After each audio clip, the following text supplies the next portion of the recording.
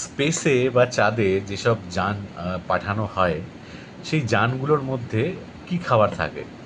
সেই যানগুলোর মধ্যে পাউরুটি নেওয়া যায় না, বা ব্রেড ব্রেড জাতীয় কিছু বা বার্গার জাতীয় কিছু নেওয়া যায় না। নুন বা নুনকে আমরা সাধারণত যেভাবে খাই নর্মাল অবস্থায়, সেইভাবেও নেওয়া যায় না।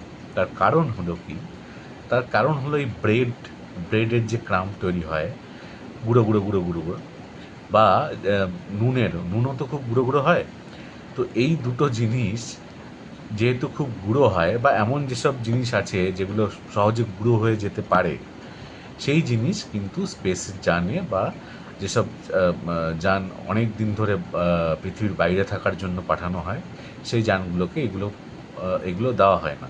তারা নুন ক্যারি করেন লিকুইড ফর্মে, বা চিনি ক্যারি করেন লিকুইড ফর্মে, যাতে এই গুঁড়োগুলো কোনো রকমভাবে কৌটো বা কিছুর থেকে বেরিয়ে এসে ভেসে বেড়াতে না পারে, এবং কোনো মেশিনে ঢুকে তার কার্যক্ষমতা কম করে দিতে না পারে।